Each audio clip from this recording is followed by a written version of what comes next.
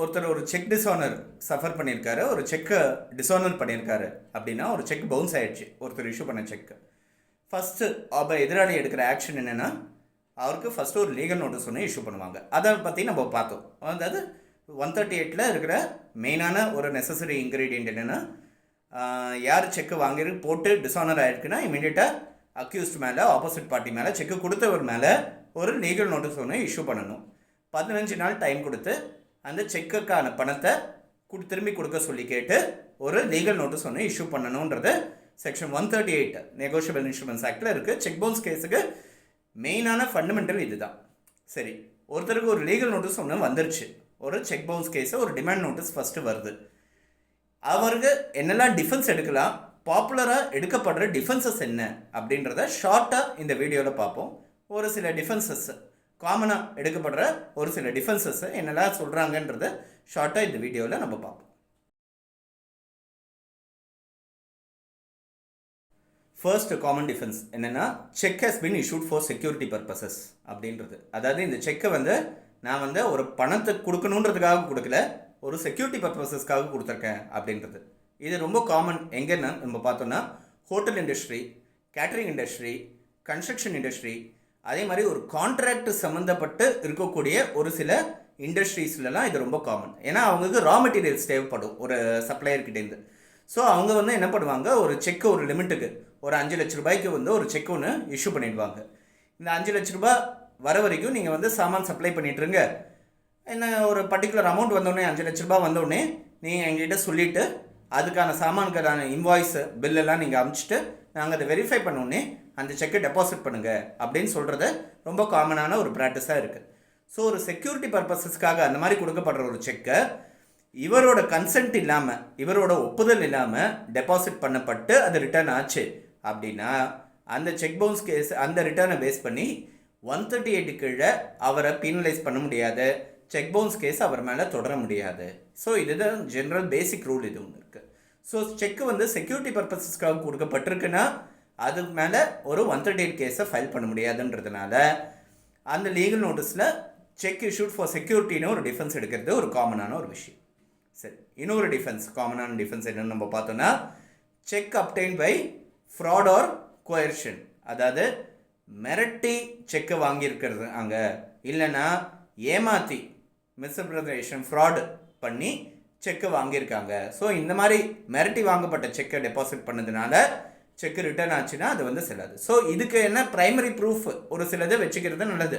ஒரு அக்யூஸாக இருக்காருன்னா, செக்கை மிரட்டி வாங்கியிருக்காருன்னா இமீடியட்டாக ஒரு போலீஸ் கம்ப்ளைண்ட் ஒன்று கொடுத்து அந்த சிஎஸ்ஆர் காப்பியை பத்திரமா வச்சுக்கிறது நல்லது. ஸோ நாளைக்கு அந்த செக்கை டெபாசிட் பண்ணி ஒரு கேஸ் ஃபைல் பண்ணுறாங்க, 138 நோட்டீஸ் ஒன்று வருதுன்னா செக்கை ஃப்ராடலன்ட் மீன்ஸில் தான் நீங்கள் வாங்கியிருக்கீங்க அப்படின்னு சொல்ல முடியும்.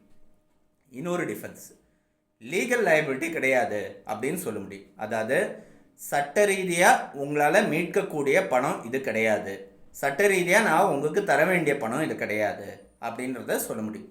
சட்ட ரீதியாக தர வேண்டிய பணம், சட்ட ரீதியாக தர இல்லாத பணம் அப்படின்னு சொல்லி என்ன கேட்டகரைசேஷன் இருக்குது அப்படின்னு நம்ம பார்த்தோன்னா, 2 பேர் சீட்டாடிட்டு இருக்காங்க, சூதாடிட்டு இருக்காங்க. ஸோ சூது விளையாட்டுக்காக அவங்க ஒரு செக் ஒன்று இஷ்யூ பண்ணுறாங்க. ஜெயிச்சு தோத்துட்டாரு, அதனால் ஒரு செக் ஒன்று இஷ்யூ பண்ணுறாரு. அது லீகலா அப்படின்னு பார்த்தோன்னா லீகலி என்ஃபோர்ஸபிள் டெப்ட் கிடையாது. அது இட்ஸ் நாட் லீகலி என்ஃபோர்ஸபிள் டெப்ட். ஸோ அந்த லீகலி என்ஃபோர்ஸபிள் டெப்ட் கிடையாதுன்றதுனால செக்கு பவுன்ஸ் ஆச்சுன்னா அவரால் 138 போட முடியாது. இது ஒரு எக்ஸாம்பிள். இன்னொரு எக்ஸாம்பிள் பார்த்தோன்னா, ஒருத்தர் ஒரு அதிக வட்டிக்காக, எக்ஸார்பிடன்ட் இன்ட்ரெஸ்ட்டுக்காக ஒரு லோன் ஒன்று கொடுக்குறாரு. அந்த லோனுக்காக ஒரு செக் ஒன்று வாங்கிக்கிறாரு, அந்த செக்கை டெபாசிட் பண்ணுறாங்க, ரிட்டர்ன் ஆகிருக்கு. இது அதிக வட்டி வாங்கி கொடுக்கப்படுற ஒரு லோனு, அதிக வட்டி வாங்கிறதுக்காக கொடுக்கப்படுற ஒரு லோனு. அதனால் எக்ஸார்பிடன்ட் இன்ட்ரெஸ்ட் இல்லீகல்ன்றதுனால இதுக்காக கொடுக்கப்படுற செக்கு செல்லாது. இதனால் 138 கேஸ் போட்டால் அந்த கேஸ் செல்லாது அப்படின்னு சொல்ல முடியும். ஸோ இந்த மாதிரி லீகலாக செல்லுபடியாகாத செக்ஸு, திருடப்படுற செக்ஸ்ன்னு வச்சுக்கோங்க. ஃபார் எக்ஸாம்பிள், லீகலி என்ஃபோர்ஸபிள் டெப்ட் கிடையாது, திருடப்படுற செக்குன்னு பார்த்தோன்னா அது இட்ஸ் நாட் லீகலி என்ஃபோர்ஸபிள் டெப்ட். ஸோ செக்கு திருட்டு போச்சு, எங்கள் ஆஃபீஸ்லேருந்து செக் புக் ஃபுல்லாக திருட்டு போச்சு, கையெழுத்து போடப்பட்ட செக்கு 4 செக்கு இருக்குது, ஒரு எமர்ஜென்சி பர்பஸஸ்க்காக நான் சைன் பண்ணி வச்சுருந்தேன், மேனேஜிங் டைரக்டர் இந்த கம்பெனிக்கு எமர்ஜென்சி பர்பஸஸ்க்காக ஒரு 5 செக்கை சைன் பண்ணி வச்சுருந்தேன், எல்லாமே திருட்டு போச்சு. ஸோ அந்த செக் புக் திருடு போனதுனால இது வந்து லீகலி என்ஃபோர்ஸபிள் டெட்டை கிடையாது அப்படின்னு சொல்ல முடியும். ஸோ இந்த மாதிரி ஒரு ரீசனை பேஸ் பண்ணி ஒரு டிஃபென்ஸ் ரைஸ் பண்ண முடியும். இன்னொரு டிஃபென்ஸ் என்னென்னா, பேமெண்ட்டு நான் ஏற்கனவே திரும்பி கொடுத்துட்டேன், நான் அவர்கிட்டேருந்து வாங்கின பணம் உண்மைதான், தர வேண்டியது உண்மைதான், அந்த பணத்தை நான் ஏற்கனவே திரும்பி கொடுத்துட்டேன், நெஃப்ட் டிரான்சாக்ஷன் ஐடி இல்லை RTGS transaction ID number UTR நம்பரை வந்து கொடுத்துட்டு இந்த டேட் அன்றைக்கி இந்த பேமெண்ட்டை அவர் அக்கௌண்ட்டில் நான் கிரெடிட் பண்ணிட்டேன், அதனால் நான் இவருக்கு பணம் தரணுன்ற அவசியம் கிடையாது அப்படின்னு இனிஷியலாகவே சொல்ல முடியும். அது ஒரு பாசிபிலிட்டி இருக்குது. இன்னொரு பாசிபிலிட்டி என்ன அப்படின்னு நம்ம பார்த்தோன்னா, அந்த நோட்டீஸை லிமிட்டேஷன் பீரியடுக்கு தாண்டி நீங்கள் இஷ்யூ பண்ணியிருக்கீங்க. அதாவது செக்கு ரிட்டர்ன் ஆகிட்டு உங்களுக்கு ரிட்டர்ன் கம்யூனிகேஷன் வந்து 30 நாளைக்குள்ளே இஷ்யூ பண்ண வேண்டிய நோட்டீஸை 35 நாளைக்கு அப்புறம் நீங்கள் அனுப்பிச்சிருக்கீங்க, இஷ்யூ பண்ணியிருக்கீங்க. ஸோ அந்த லிமிட்டேஷன் பீரியட் தாண்டி ஃபைல் பண்ணீங்கன்றதுனால 138 கீழே இதை ஒரு அஃபென்ஸ் அட்ராக்ட் பண்ணாது, இந்த நோட்டீஸ் வந்து செல்லாது, இந்த கேஸ் வந்து லாஸ்ட் இன் லிமிட்டேஷன் அப்படின்னு சொல்லி ஒரு பதில் ஒன்று கொடுக்க முடியும். ஸோ இதெல்லாம் ஜென்ரல் டிஃபென்சஸ். இதை மேற்கொண்டு நிறைய டிஃபென்சஸ் இருக்குது. சிக்னேச்சர்ஸ் மிஸ்மேட்ச் ஆகுது, செக்கில் நிறைய மெட்டீரியல் ஆல்ட்ரேஷன்ஸ் இருக்குது அப்படின்றது. அது ஆரம்ப கட்டத்தில் நம்மளால் ரைஸ் பண்ண முடியாது.